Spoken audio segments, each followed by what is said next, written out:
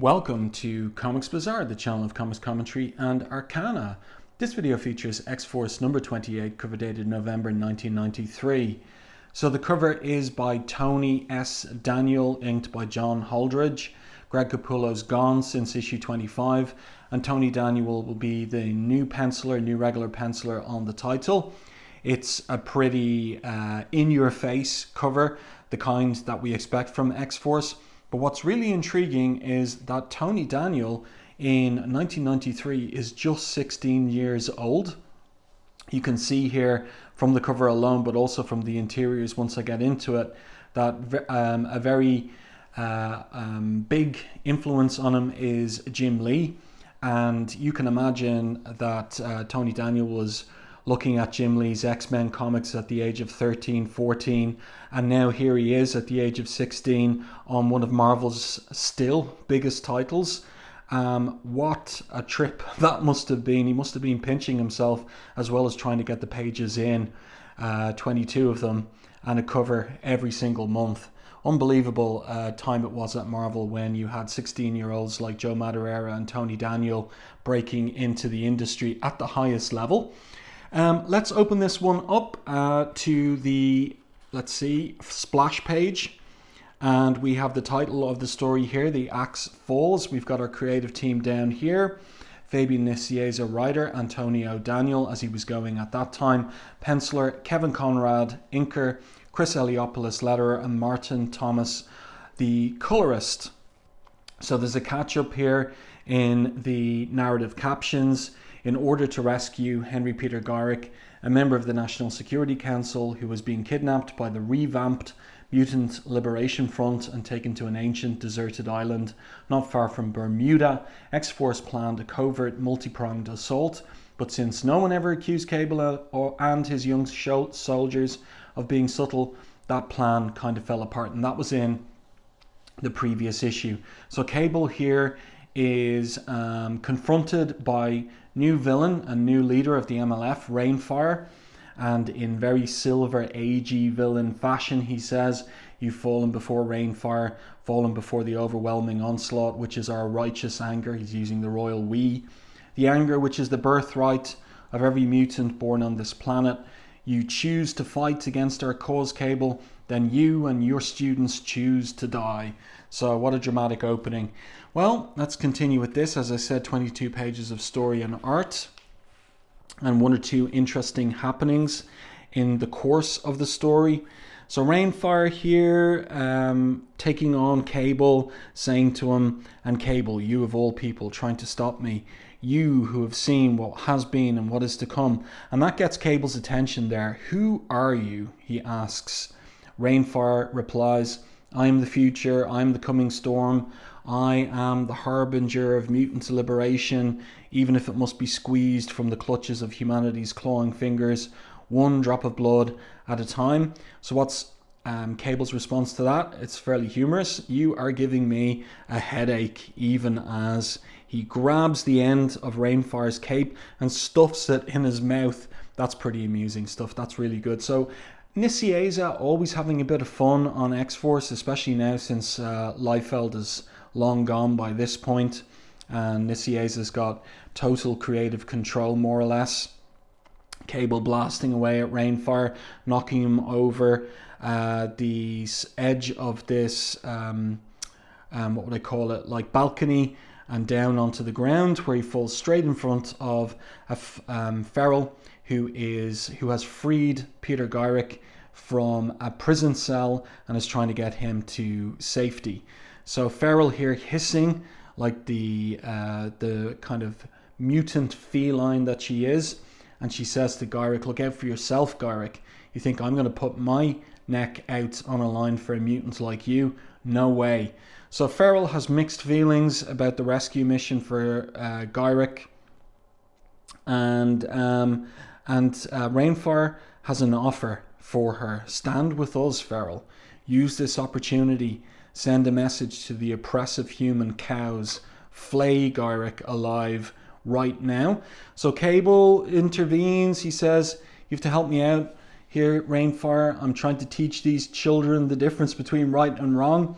And all along I've stressed There's a time for play. Sorry, I ruined the pun. There's a time for flay and a time for work. It's the very bolded lettering there that actually almost implies the F as a P. So let's continue with this. Cable here punching out Reignfire. And right now we've got a job to do. And then Farrell continues running with Gyrick, but again, as I said earlier, she's got very mixed feelings. She's clawing at him there. What do you take me for? The very thing you hate about me, my being a mutant, tells me where I'm going. I can smell where I've been. I can hear everything around me. So shut up and let the mutie do the work. So Gyrick asks her the operative question. Why are you helping me if you think I hate you so much? And she replies, were up to me, I'd let the MLF tear you apart. So the thing about Farrell is it's been revealed that she is Spanish speaking. She's Latin American or Hispanic American or whatever way one puts it. And when she's especially emotionally upset or perturbed, that kind of type of accent or way of speaking comes out in her speech, which is happening here. And Gyrick continues to question her a little bit, what would I say, daringly, given how angry she is. Then how can you claim your X-Force members are any different than the MLF? So she turns on him and says, maybe we ain't different. Ain't you suits and ties always saying that anyway? If us rescuing you don't change your mind, maybe we shouldn't bother and just kill you right now.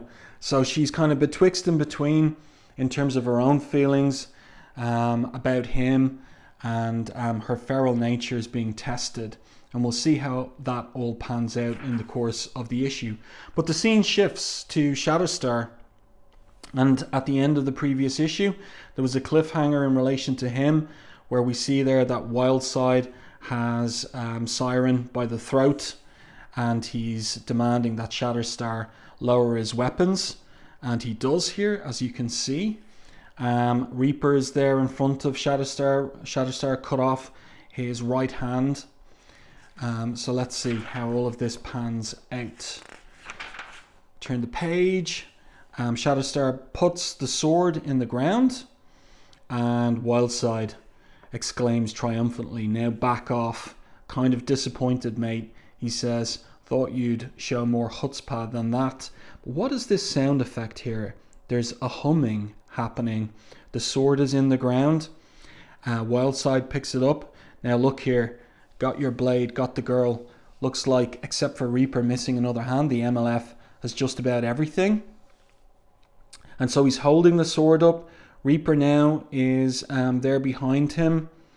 And Wildside asks, are you humming? But he's pointing the sword, the double-bladed sword, back towards Reaper. He doesn't know what's going to happen next. And then we get a big surprise. So he's in shock. What the? Reaper's blasted by the sword somehow? What just happened, he asks. Readers are wondering the same. We get an explanation from Shatterstar, and this is something none of us were expecting. A mutant ability I rarely display, Wildside, he says. The power to resonate a vibratory shockwave through the metallurgic properties of my blade. I don't often use it, preferring to rely solely on my own skills, but I am happily willing to endure the exhaustive state its use leaves me in, just to see the look on your face as you killed your own troop mate. So there we go. That is most intriguing indeed. A new power of Shatterstar's. So he's been a mysterious figure, but we're learning more about him in the course of Nicieza's run. And now he's got his sword back, and he's ready to take on Wildside with it. But they're all interrupted by Forearm being knocked through a wall.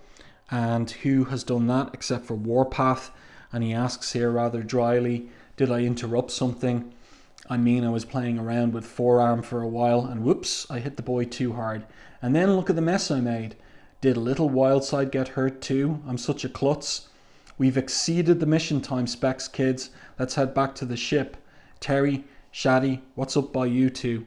So Siren says, Shatterstar surrendered himself to save me, then risked both our lives by springing a booby trap.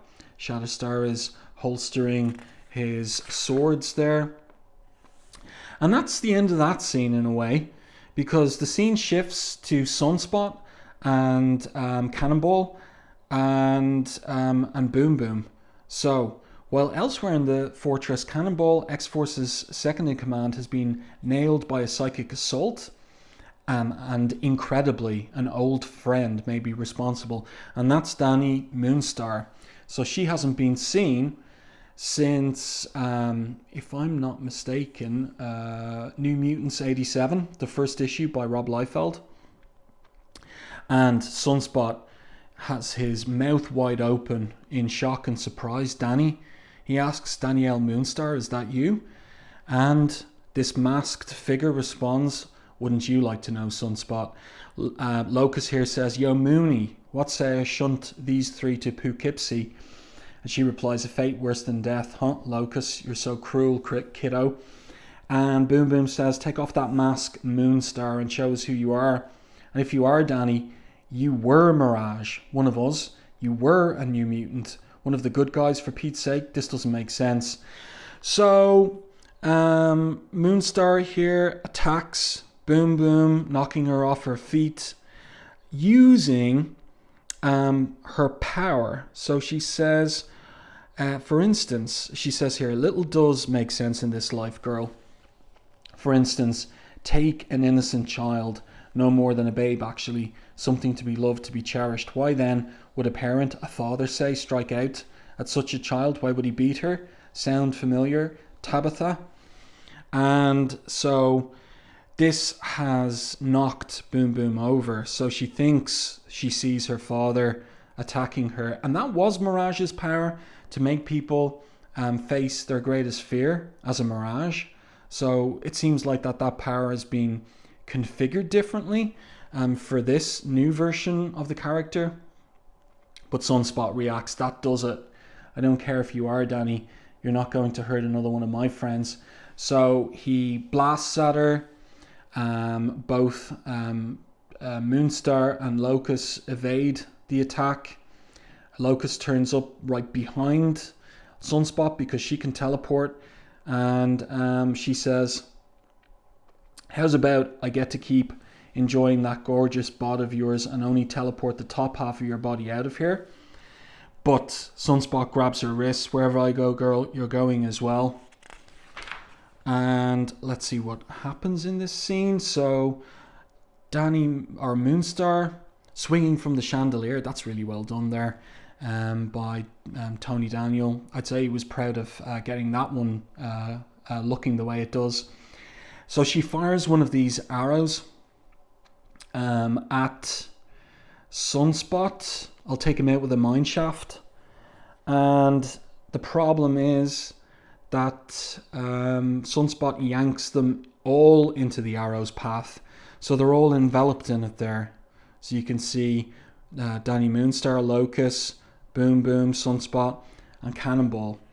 And then the scene switches to the outside, and Feral is racing there with Gyrick towards the iPack. There it is, it's parked by the edge of the water.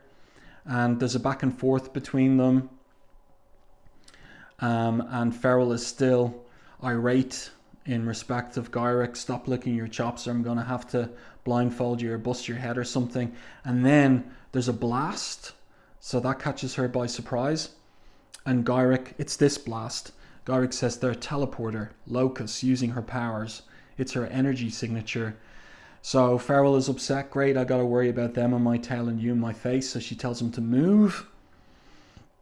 And he replies, why are you even worried about me, Maria? I thought I was the enemy. You just push all my buttons, don't you? She says to him with her eyes narrowed. Push me over the edge, just so you can prove your point that we're all maniacs and killers, right? So again, she's going back and forth in terms of her attitude to him, but he keeps egging her on. I don't need to prove anything as far as you're concerned, girl. After that incident at the World Trade Center, I learned all about you and your X-Force soldiers. So a call back to the beginnings of the title, all the way back to issues 3 and 4 in particular. I know all about you, Maria Calasantos. And she asks him, what do you know? And she's in silhouette there. We don't have all of her backstory. And he hints to us readers what it might be. I know what happened to your little brother and sister. I know why your older sister, Lucia, let you run away. I know why your mother will never see you again. So all of that implies, did she go wild and kill her brother and sister? I know that being a mutant has nothing to do with you being a cold-blooded killer as well. But being a mutant just makes the fact you are a killer all the more dangerous. So she snaps, oh, and you're going to see just how dangerous I can be. But they're interrupted by Tempo, slowing down her attack by altering her perception of time. Gave me the chance to save you, she says to Gyrick. Don't bother thanking me as if your kind ever would. So Gyrick is surprised, but you're a member of the MLF, he exclaims, and she says, just goes to show how close-minded you are. I don't want you killed, Gyrick, just stopped. So Feral is ready to attack Gyrick again, so let me do your job for you, coward. But Tempo grabs Feral by the wrist. Feral, if you believe the two are the same, then you've proven his point for him. So Sunspot looks to have blasted Danny Moonstar. Gyrick sees as the fight is getting out of hand. He wants it to be stopped, but what method could do so? What is your choice going to be, Feral? He asks her. Is killing me or saving me the best way for the violence to end? Let's turn the page. Elsewhere, scene shifts to the fight between Cable and Reignfire. So Reignfire is saying to Cable, you simply cannot run from the road you've chosen to take. You set a course for yourself and the children you took under your wing. You said you would fight the dirty fight and make the hard choices that the other mutants were unwilling to make. Well, here I am offering you the opportunity to join us in walking the road together, and you refuse. So Cable is moderating his methods and his vision for X-Force, and this is what he says. There's a difference between walking a road and rolling a tank over it. I'm trying to teach these kids to be willing to use their powers to fight for what's right, not just think that because of their powers, they have the right to fight. It's something would-be demagogues like you never seem to be able to figure out. And one of his kids, Feral, is, undergoing her own back and forth in relation to just what he's talking about there.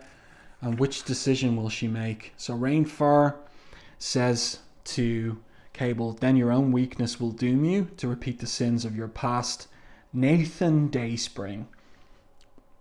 So that takes Cable aback. He's shocked. How do you know my name? And Siren interrupts with a sonic scream. It's a pretty decent anchor image there. Cable says, I wish you'd waited 10 seconds before doing that. So, you want I should be bringing Reignfire back, she asks. No, thank you. Just clear out the underbrush so we can locate the others, he says. And then we get an anchor image. It's okay, of the fight that's ongoing now between the other members of X Factor and the MLF. On second thought, says Cable, maybe I wish you hadn't.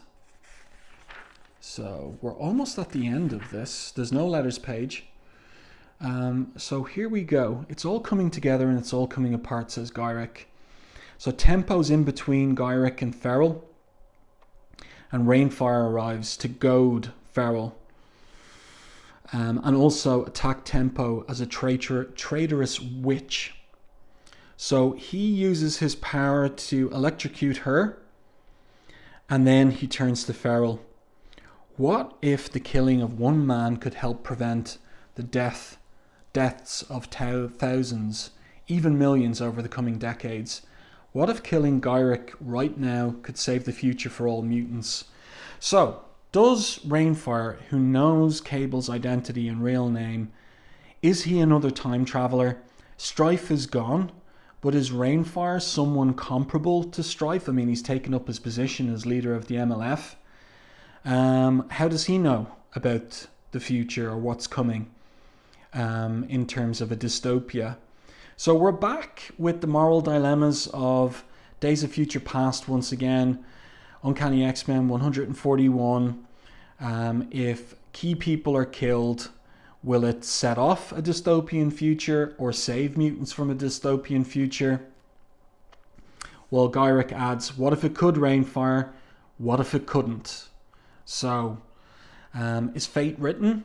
Do humans have any control over it in terms of the decisions they make? Interesting themes emerging from this. Shatterstar arrives, kicking Danny Moonstar in the face. That is, if it is her. And Reignfire continues with his pitch. You know in your heart the path you wish to take, Feral.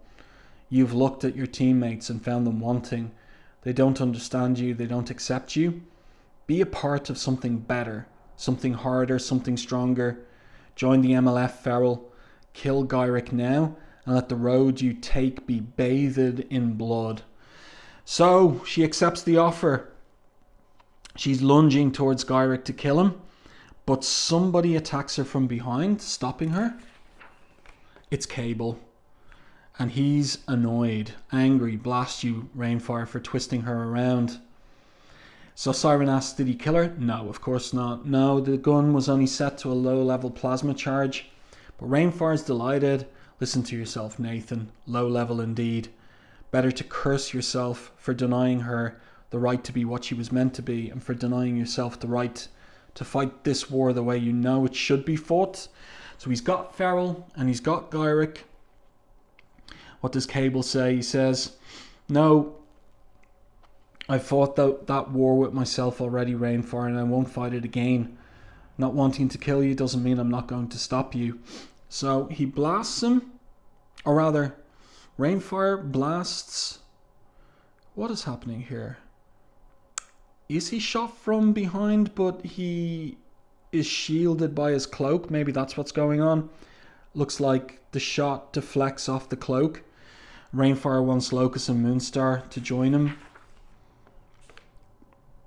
So Danny's on this horse. Remember, when she was a Valkyrie, she had a flying horse, but this one doesn't have any wings. So she's astride the horse. Looks like we're clearing out, she says. I'm sorry about before nailing you with a psych arrow like I did, she says to Locust. Locust says we should just nuke the whole stupid island and be done with them. I will get you eventually, don't you worry. For now, just get screaming Mimi off our backs. So that's Siren. Reignfire is there, still holding Gyrick. Danny asks Reignfire about tempo and what about Gyrick? So he drops Gyrick towards the sea. The former is a traitor and no longer one of us, he says about tempo. The latter is target practice. So they blasted him and Sunspot intervenes. And he uses his solar power to fly. And takes the blasts that were directed at Gyrick. Gyrick, cover your eyes. This might get rather explosive. I'm going to intercept Locust's beam and pray that my powers can disperse her attack. So there's feedback, screwing everything up. We're both going to, she says.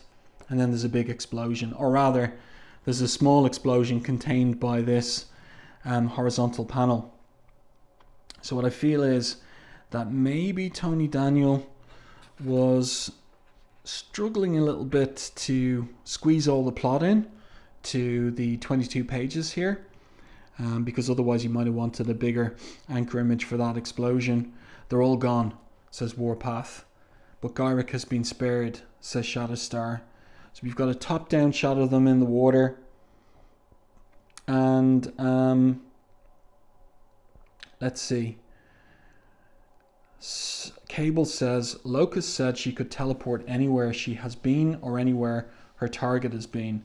And if they survived, considering the places that Costa has been, that could literally be anywhere. So now Cable says to Gyrick, this better have been worth losing 2 members of my unit for. If anything, Cable, Gyrick replies, I'm more convinced than ever that you and your kind pose a threat to humanity. So no change of his mind. And this is a nice turn of events where Cable just simply punches him in the jaw. And I think a lot of readers would cheer that punch. So they walk off. Then this wasn't worth it at all, says Cable. There you go. So interesting, pacey stuff. Farrell's gone. She's joined the MLF. Sunspot's disappeared in that strange explosion. So, I mean, like, he's only joined up with the team recently and now he's gone again. Next, is Sunspot dead? Is Farrell gone? Is anyone else leaving? Is Tempo staying? And what happens when Shatterstar tries to enjoy a day off? Well, it's the last bit there that has actually got most of my interest in terms of the upcoming issue. So there you go. I do hope that you've enjoyed this review and commentary of X-Force 28. Tony Daniels' first issue as new regular penciler, even though that hasn't been indicated in the credits. But, you know, from the perspective of a reader who doesn't know his age, his work is serviceable. But when you know his age, when you know he's just 16, he's doing really incredible stuff in this issue. And one will see him improve over the course of his run on the title. Let me know your thoughts on this one in the comment section. If you enjoyed my review and commentary, please like and share the video. It really does help the channel. And if you haven't done so already, subscribe to the channel and stay tuned for more content like this.